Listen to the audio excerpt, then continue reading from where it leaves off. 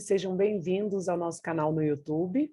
Meu nome é Renata Barros, estou aqui com a nossa querida amiga Silene Guida. Muito obrigada, Silene, por aceitar o nosso convite na noite de hoje. A Silene será a primeira de uma série de estudos que faremos sobre o livro Céu e Inferno. Ela falará hoje sobre o prefácio do livro. Farei uma pequena leitura do livro Vida Feliz, ditado pelo espírito Joana de Ângeles, psicografia de Divaldo Franco, para harmonizarmos o ambiente. O teu serviço aparentemente humilhante, que outras pessoas menosprezam, é o teu tesouro, o ganha-pão que te concede honradez. Realiza-o consciente da sua importância, desincumbindo-te dele com nobreza. O diamante que fulgura veio da entranha da terra, onde confraternizava com os vermes. E o pão saboroso, que enriquece a mesa, nasceu do trigo que se desenvolveu no charco. Trabalhar constitui desafio para todos. Enquanto o homem produz, a marcha do progresso não se interrompe.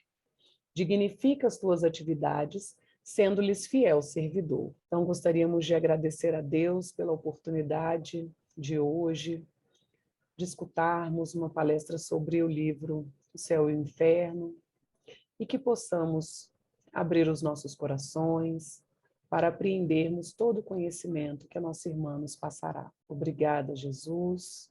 Obrigada aos nossos mentores espirituais. Que assim seja. Silene, a palavra é toda sua. Obrigada, Renata. Eu quero agradecer também pelo convite, pela oportunidade de estar falando com vocês. É muito importante para nós. E dizer boa noite a todos. Muita paz, muita alegria, muita serenidade nesses momentos de dificuldade. Nós hoje nos propusemos a falar do prefácio do livro O Céu e o Inferno. Que livro é esse?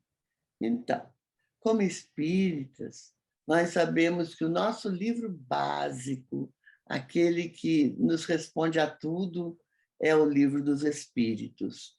E Kardec, na sua pedagogia, na sua sabedoria, ele escreveu um livro de perguntas e respostas, de modo que, depois de ler, de estudar, nós podemos consultar o livro sempre que tivermos dúvidas sobre um determinado assunto. E o livro dos Espíritos, ele dividiu em 4 partes.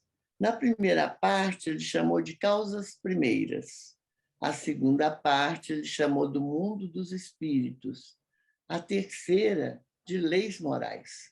E a quarta parte, Esperanças e Consolações. Então, e cada livro desse, notando as dificuldades de sua época, foi uma época que os espíritos falavam muito, houve uma invasão de espíritos, né? Não só na França, do que podiam dizer sem mediunidade, as mesas giravam, e Kardec, então, pega o segundo livro e lança que é um manual para todo aquele que quiser saber alguma coisa de mediunidade.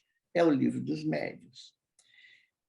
E uma das perguntas que tem no Livro dos Espíritos, a menor resposta que os espíritos deram é quando Kardec pergunta se existiu ou existe no mundo alguém que possa servir de modelo para a humanidade.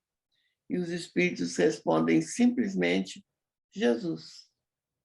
Então, ele vai escrever o seu terceiro livro baseado na vida de Jesus. Então, é o Evangelho segundo o Espiritismo. E o Evangelho segundo o Espiritismo, o prefácio dele, a introdução, é importantíssima. Aliás, meus amigos, introdução de livro é a parte primeira que nós devemos ler, porque na introdução diz, aqui vem o livro. Se você ler a introdução do Livro dos Espíritos, que é enorme, você vai ter uma noção do que é espiritismo. Se você ler a introdução do Livro dos Médiuns, a mesma coisa.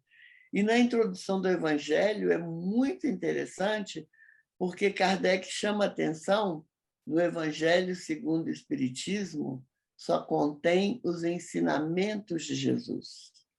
Ele não procura dizer onde que ele nasceu, quem é o pai, quem é a mãe, nada. Ele abriu a boca e falou, e exemplificou. E é isso que Kardec coloca no Evangelho segundo o Espiritismo. Então, é muito interessante, porque ele vem complementar as leis morais, que é da terceira parte. E na quarta parte, Esperanças e Consolações, ele vai complementar, na sua forma filosófica e científica da época, ele vai complementar com um livro que ele chamou de Céu e Inferno ou A Justiça Divina segundo o Espiritismo. Então, esse é o livro que eu gostaria de apresentar a vocês, porque o nosso livro dos Espíritos deve ser lido, estudado, estudado, estudado, né? O nosso livro dos médiuns, a gente tem que saber para poder praticar.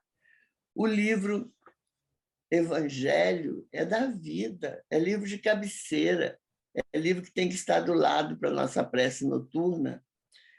E o livro Céu e Inferno é um livro ilustre e desconhecido, muitas vezes, do nosso movimento.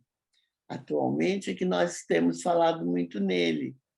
Então, nós temos na FEB um grupo de estudos sobre o livro O Céu e o Inferno há 10 anos. E agora temos 2 grupos, um no domingo e outro na quarta-feira. E todos vocês estão convidados a participar. E nós vamos fazer, como a Renata falou, a apresentação desse livro uma vez por mês. Então, hoje nós vamos apresentar o prefácio. Ele tem uma curiosidade muito grande de princípio no seu prefácio. É que Kardec só colocou o prefácio no Céu e Inferno na primeira edição.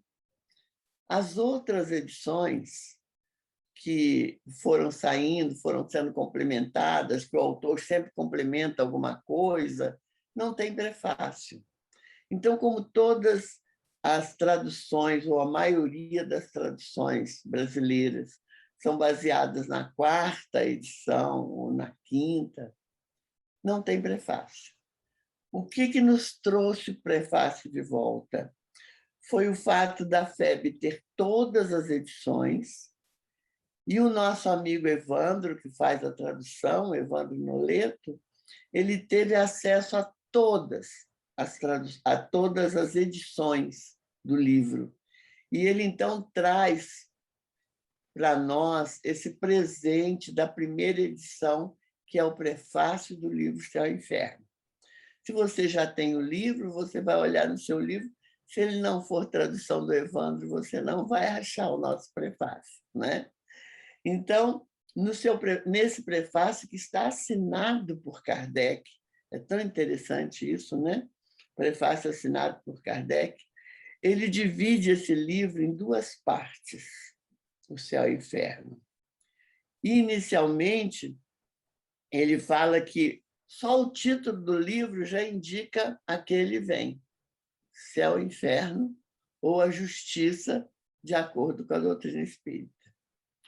E uma coisa que ele chama atenção no nosso livro é o seguinte, é que nada do que tem aí, do que tem no livro, ou que tem em sua obra, de modo geral, é coisa da cabeça dele. Eu penso que é assim, eu acho que é assim. Não tem acho na doutrina espírita. O que tem nos livros são baseados na observação, é baseado nos fatos. Então, você vai encontrar no Céu e Inferno, na sua primeira parte, Kardec realiza um exame crítico daquilo que se conhecia na época. Então, na época, ele procurava encontrar as contradições que existiam entre aquilo que se dizia e a ciência. Por exemplo, a Terra, de acordo com a época, não a ciência, mas de acordo com a época, a Terra, o Sol girava em torno da Terra. E aí é comprovado que não, que quem gira em torno do Sol é a Terra, o Sol é a estrela, Nosso planetinha é um planetinha, ele não tem luz própria. Então, ele gira em torno. E como essa contradição, muitas outras. Ele vai buscar, por exemplo, ele vai explicar para nós a parte das penas eternas, né? No livro Céu e Inferno. Baseado em quê? Baseado em quê? Então, muitas vezes as pessoas dizem assim: mas eu acho que Deus devia contar tudo para nós de uma vez só, já que os espíritas estão aí falando. Será? Será que a gente estaria pronto para receber? Porque Jesus veio e falou tanta coisa bonita que a gente não conseguia entender. Por exemplo, bem-aventurados puros que herdarão a terra, ou verão a Deus. Bem-aventurados mansos herdarão a terra. E a gente pensa, puxa, o manso devia herdar o céu e não a terra, né? E aí vem a doutrina espírita, ele nos explica, esclarece e facilita para nós o entendimento das palavras de Jesus. A cada um segundo suas obras. Plantou, colheu, não tem como. Então, você vê uma parábola lindíssima, mas você fica pensando, puxa, aquele pessoal daquela época deve ter tido uma dificuldade imensa, mas não só daquela época, mas até o advento do Espiritismo, que é o Consolador prometido por Jesus, as coisas não conseguiam se explicar porque a ciência ainda não tinha progredido suficientemente. E nós não sabíamos dizer por que era daquele jeito. Então, na primeira parte do nosso livro, eu vou ler só esse pedacinho para vocês entenderem bem. A primeira parte dessa obra é chamada Doutrina. Contém o exame comparado das diversas crenças sobre o céu e o inferno, os anjos e os demônios, as penas e as recompensas futuras. O dogma das penas eternas é aí estudado de maneira especial e refutado por argumentos colhidos das próprias leis da natureza. Leis que demonstram não só o seu lado ilógico, centenas de vezes já assinalado, como a sua impossibilidade material. Com as penas eternas, caem naturalmente as consequências que se acreditavam tirar desta doutrina. Então, veja, em que Kardec se baseou para dizer isso tudo, né? Ele diz assim: a autoridade deles se baseia na diversidade dos tempos e dos lugares onde foram obtidas as comunicações. Então, as comunicações que Kardec vai relatar na nossa segunda parte do livro, essa primeira parte é doutrinária. Então, você vai ver o céu, o inferno, o purgatório, dentro do que era tido na época, como que era entendido na época e como que a doutrina espírita vai explicar, como que a doutrina espírita vai nos dizer, isto é assim. Então, ele pega todos esses temas, e inclusive tem um item super interessante, que é o Código Penal das Vidas Futuras. Código Penal da Vida Futura. Código Penal quer dizer um conjunto de leis, né? Código Penal. Como é que é esse Código Penal para as vidas futuras? Então, Kardec, através da observação das várias comunicações, ele deduz aquilo que ele coloca ali no Código Penal. Não vou falar sobre ele. Isso será uma aula linda, maravilhosa. Bom, e aí, por que acreditar nessas comunicações? Aliás, a doutrina espírita, no primeiro livro, que é a Codificação de Kardec, então é pergunta e resposta dos espíritos. Nos demais livros, você vai ver a Kardec escrevendo, Kardec falando, através da sua observação. Agora, como que ele leva a sério essa observação? Não existe na doutrina espírita assim, esse médium vai falar e eu vou ouvir tudo que ele está falando. Não é dessa forma. Kardec mandava as perguntas e nós sabemos, por exemplo, que para se obter respostas satisfatórias é preciso saber perguntar, não é? Se você não sabe perguntar, você não vai ter uma resposta. É igual aquele que pergunta para o outro assim: você conhece Maria? Conheço. Foi pronto. Se a pessoa perguntou se conhece, né? Agora, se você perguntar, escuta, você conhece Maria e sabe onde ela está? Aí é diferente, né? Então, Kardec tem a primazia, a maravilha de saber perguntar. E quando ele faz as perguntas, ele não envia para um médium. Tanto que nos nossos livros da codificação, você não tem nome dos médiuns, para preservação dos médiuns e também para que não tivesse assim, o médium é um instrumento. O médium não é autor de nada, ele é apenas instrumento. Então, quando o médium recebe uma mensagem, não é dele, é da entidade espiritual. Então, ele manda para vários médiuns e a mesma pergunta e reúne as várias respostas para ver a sincronicidade. Então, daí nós falarmos da universalidade do movimento da doutrina espírita. É uma coisa que não foi... Teve até perguntas feitas no Brasil, em Salvador, na época. Então, dentro dos livros da codificação, não existe assim, isso é da autoria do médium tal. Não. São muitos médiuns na Europa inteira. Kardec era poliglota, era um cientista, um filósofo, um magnetizador. Então, ele tinha uma noção muito ampla das coisas. E aí ele vai trazer a doutrina para nós. E ele escolhe para a segunda parte 66 personagens ou vultos que serão estudados individualmente. E ele aqui no prefácio ele diz que ele poderia ter escolhido muito mais, poderia ter um número muito maior, mas ficaria cansativo e repetitivo. Então, para muitos de nós que hoje já participam de uma reunião mediúnica, sabe que em cada reunião mediúnica você tem N casos. Você não pode definir, não, vai ter um caso, vai ter dois. Nós não sabemos, né?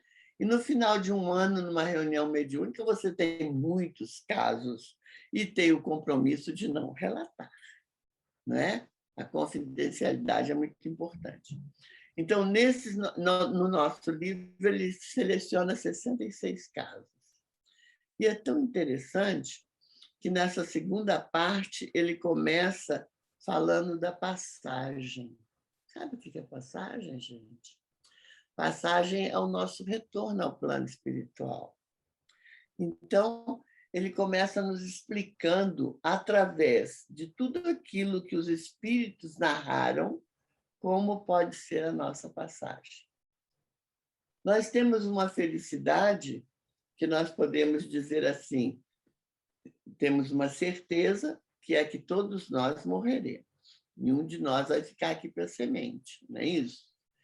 Por outro lado, nós temos a felicidade de saber que todos nós que morreremos é o nosso corpo físico.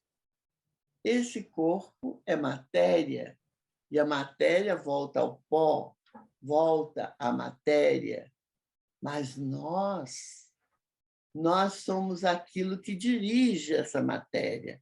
Nós somos o espírito que, quando encarnado, no estudo, Kardec chama de alma. Então, aqui está a alma da Silene, hoje. Hoje é Silene. Quem será que essa alma foi ontem? No passado, no século passado? Não sabemos. E é tão bom não saber, né? Porque na certeza de que nenhum de nós foi anjinho, que se nós fôssemos anjinhos estaríamos sendo mentores espirituais e não aqui. na Terra, passando pelas dificuldades que todos nós passamos, pelos problemas que todos nós temos, não é isso? Então, nesse trabalho de Kardec, ele mostra, nesse primeiro capítulo, a passagem. E aí ele fala de vários casos, como pode ser.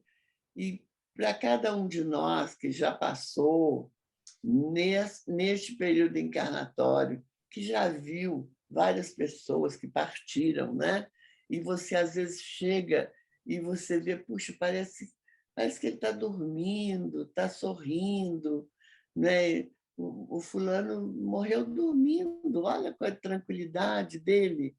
No outro, você vê que precisa botar um pano para segurar, porque era uma cara de desespero. E Kardec, nesse primeiro capítulo da segunda parte, ele vai dizer a que se deve isso, por que acontece isso.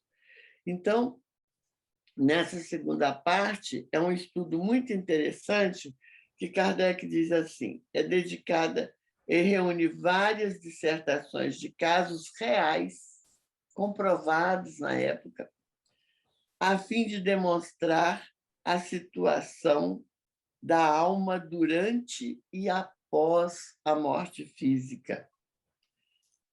Propor, olha só, durante e após. Então, quando ele mostra no primeiro capítulo da segunda parte, ele mostra através da observação que muitas vezes o último suspiro você nem vê. Você tá tão bem, está tão tranquilo, que o último suspiro só os seus familiares é que vão perceber. Ele mostra o porquê daquele momento que nós, na nossa ignorância de tudo, da ciência médica, nós falamos assim, a melhora da morte. Quer dizer, quando parece que aquele nosso paciente querido deu aquela melhorada, né? E aí todo mundo se afasta para ir tomar um banho, tomar um café. Quando volta, ele já desencarnou. Então, Kardec nos mostra por que isso acontece. E é tão interessante que são 66 casos que ele divide assim, espíritos felizes, porque ele fala que quando todos nós passaremos por isso, quando acontece o desencarne, a gente tem que rezar para desencarnar, viu, gente? Que morrer é fácil. Morrer, o coração parou, morreu. Agora, você desencarnou? Você largou seu corpo? Você deixou o seu corpo ser enterrado? Ou você foi enterrado com ele? Porque você é o espírito, é o comandante, é aquele que dirige esse corpo. A Silene está presente nesse corpo. Durante a noite, ela deixa o corpinho na cama e vai passear por onde estiver o seu coração, o seu pensamento. Todos nós sabemos disso. Por isso é tão importante a recomendação da prece noturna. Orar para tirar os miasmas que tiver no cérebro, para que a gente possa ter uma noite tranquila. Já aconteceu de você acordar cansado, parecendo que levou uma surra? Levou mesmo. Você foi lá para o cabaré, foi para um lugar que não era bom, e ali você fez alguma coisa que não gostava, apanhou, brigou. Então, é muito importante que a gente preserve a nossa noite. E Kardec nos explica isso nesse livro. É tão bonito por isso, né? Que nós, essa criatura que comanda todo esse corpo, nós ficamos durante a noite, é um treinamento. A gente se liberta, deixa o corpo, depois a gente volta e assume o corpo. Então, o corpo, vamos voltar, é matéria. E ele vai, naturalmente, voltar à Terra, ou será queimado, alguma coisa será feita dessa matéria.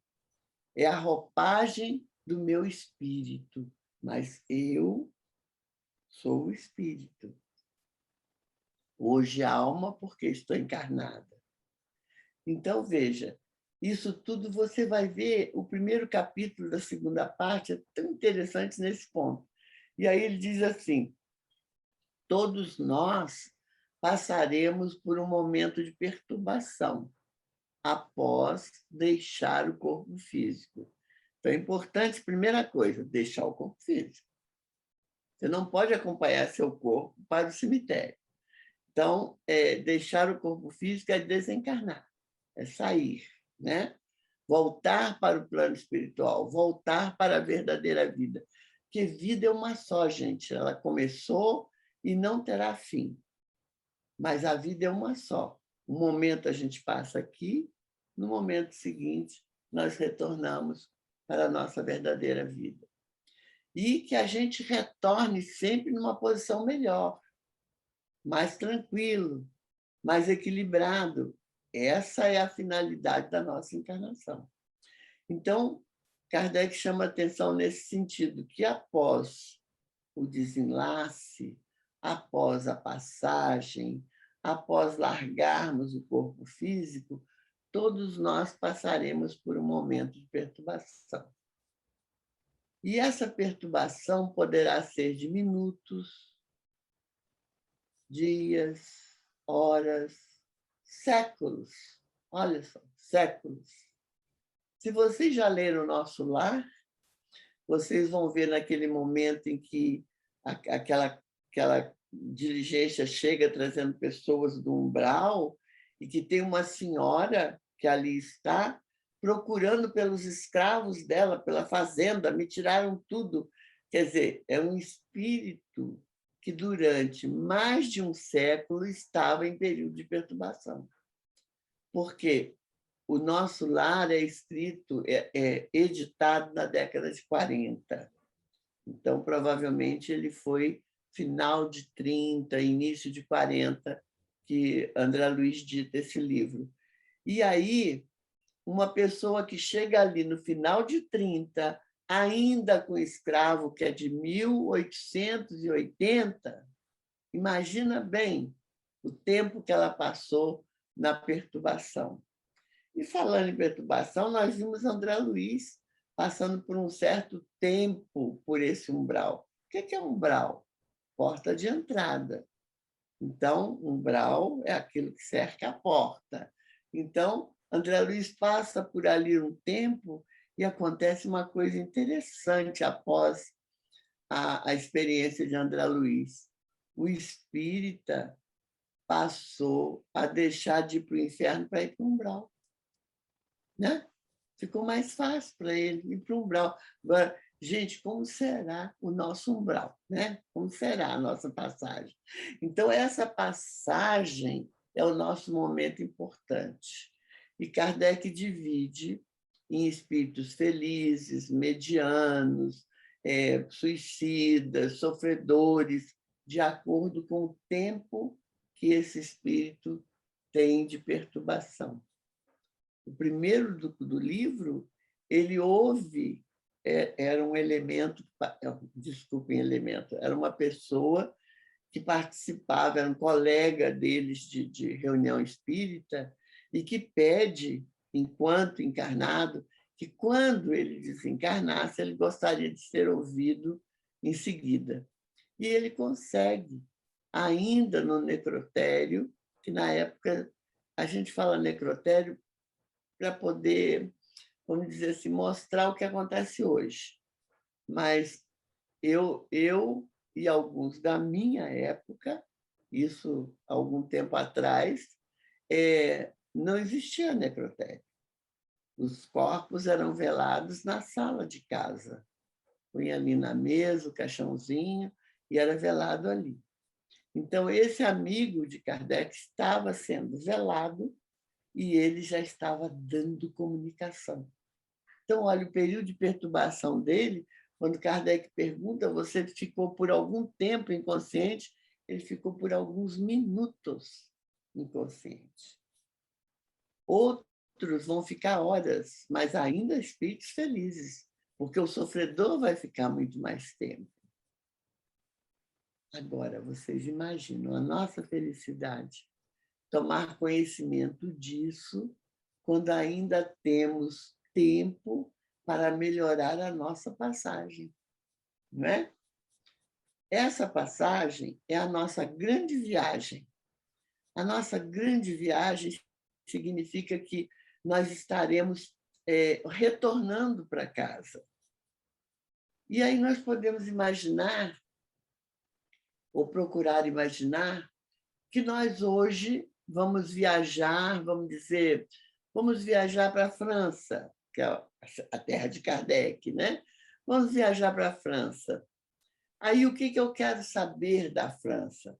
Eu quero saber o clima, quero saber onde que eu posso ter uma hospedagem, onde que eu posso comer melhor, eu quero saber qual o dinheiro que é usado lá, como é que eu vou chegar lá, qual o meu meio de transporte, qual a melhor maneira de chegar lá. Isso quando nós vamos numa viagem de férias, não é? Passar algum tempo.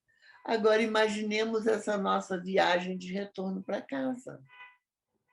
Será que eu tenho casa lá? Será que não tenho? O que eu tenho que fazer? Como é que eu tenho que me comportar para ir da melhor maneira possível? Esse é o aprendizado do nosso livro. Por isso, como coordenadora do Céu e Inferno, eu costumo dizer para o pessoal que o livro Céu e Inferno nos ensina a não ir para o inferno.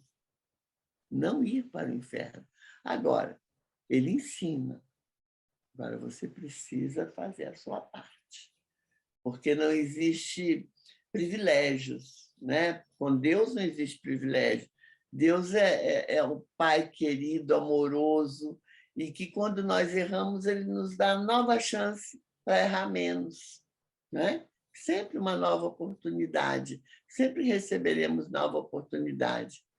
Então, esse é o caminho. O que eu devo fazer? E uma coisa que nós percebemos na maioria desses nossos personagens, porque nós estudamos um por um, os 66 personagens, que nós percebemos na maioria deles, quando Kardec chama, né, para conversar, às vezes é um parente que pede ou outro, não existem no livro pessoas assim famosas. Os famosos ele troca o nome para que a gente não fique com ideias falsas, né? Então, eles no final da conversa, eles sempre pedem prece. Pedem prece. Ore por mim, ore por mim, ore para os meus filhos. Eu queria tanto que meus filhos tivessem conhecimento disso. Eu acho tão interessante, tem um ateu que foi evocado para falar como ele se sentia. E ele se sentia muito irado, muito nervoso. Por quê? Porque, quando chegou lá, ele teve que concordar que tudo aquilo que ele pensava aqui era errado. Então, ele estava nervoso. Ele percebeu que a vida continuava, ele percebeu que existe um ser superior, e ele ficou nervoso. Ele ficou nervoso. E ele fala: eu preciso dizer isso para meus filhos, preciso contar para as pessoas que eu estava enganado. Então, veja, a maioria deles pede uma prece. A maioria, às vezes, os espíritos sofredores, eles chegam não conseguindo falar o nome de Deus. Aí é feita a prece, pede que eles acompanhem, e muitos deles dão um depoimento que, após a prece, eles se sentiram muito melhor. Então, veja, gente, esse é o nosso livro Céu e Inferno, tá? Que nós estamos trazendo para vocês. E Kardec tem uma frase aqui que eu achei tão bonita, que eu acho que a gente deveria ler também. Ele diz assim: muitas pessoas queriam saber mais, quero saber mais. E aí ele diz assim: aos impacientes, os espíritos respondem: começai primeiro por saber bem. Então, aquilo que você tem acesso, aquilo que você pode conhecer, saiba bem. Compreender bem. E, sobretudo, praticar bem o que já sabeis. Olha como é importante. A fim de que Deus vos julgue digno de vos trazer mais conhecimento. Então, é preciso conhecer bem, compreender bem e praticar bem. Então, não adianta eu só conhecer. Deus é justo, Deus é bom, Deus é Pai. Tudo bem. Agora, o que Ele espera de mim? O que eu devo fazer? Como eu devo me comportar? Né? Gente, não é fácil, não. A gente escorrega muitas vezes. A gente escorrega, a gente tem que seguir aquela música. Sacode a poeira e dá a volta por cima, né? Porque errei. Então, vou lá. Vou pedir desculpa ao meu amigo. Se eu não for pedir desculpa, é muito orgulho da minha parte. Mas ele vai me desculpar ou não. Se ele me desculpar, maravilha. Se ele não me desculpar, vamos rezar por ele, porque a nossa parte a gente está fazendo. Então, essa é a beleza do livro Céu e Inferno, que eu gostaria de dividir com vocês. É um livro maravilhoso. Bom, Renata? Maravilha, Silene. É um livro maravilhoso, né? Que a gente precisa ler e reler, né? Para apreendermos todo o conhecimento dele, né? Então, que possamos aprender, colocar em prática esse conhecimento, né? Nas nossas atitudes. Seguir essas dicas aqui. Saber bem, compreender bem e praticar bem. Porque às vezes eu sei, mas eu digo assim, Renata, aquele dia eu te dei uma má resposta que eu estava com dor de cabeça. Então, eu não compreendi direito o recado. Né? Exato. Eu preciso compreender, dizendo, Renata, me desculpe, que aquele dia eu não estava bem. Não é me desculpar, porque é muito fácil a gente se desculpar. Não é? Muito fácil. Exatamente. Então, é muito importante que a gente tenha esse conhecimento e viver bem esses conhecimentos que nós recebemos. Exatamente. Muito obrigada, Silene. Você poderia fazer nossa oração final? Claro, querida. Tranquilamente. Vamos orar, minha gente? Vamos respirar profundamente. Mestre Jesus, companheiro querido de todos os momentos, nós te agradecemos, Mestre querido, as oportunidades que nos são dadas. Te agradecemos, Jesus, o conhecimento dessa doutrina maravilhosa. Te agradecemos também pela vida, Mestre, pela certeza de aqui estarmos e por podermos dividir com os nossos companheiros não só os sorrisos e as alegrias, mas também as dificuldades e as tristezas. Que a sua presença amiga seja sempre para cada um de nós um consolo, uma esperança e a certeza de que nós o encontraremos um dia, que nós sabemos quando, mas chegaremos a ti através dos teus exemplos, da tua vontade. Que possamos, Mestre, conhecermos-nos melhor, para melhor entendermos aquilo que precisamos corrigir e aquilo que precisamos aprimorar. Em teu nome, querido amigo, nós dizemos graças a Deus. Graças a Deus, Renata. Seja. Graças a Deus, Silene. Muito obrigada mais uma vez por aceitar nosso convite. Estaremos juntas nessa jornada. Estaremos sim, se Deus quiser. E vamos aprender com o Céu e Inferno, né? Com certeza. Aprenderemos muito. E aqueles que tiverem vontade de participar do grupo da FEB, ele é muito aberto, viu, gente? Tranquilamente. Então, fica o convite a todos. E mais uma vez, muito obrigada. Obrigada pela companhia na noite de hoje e até a próxima.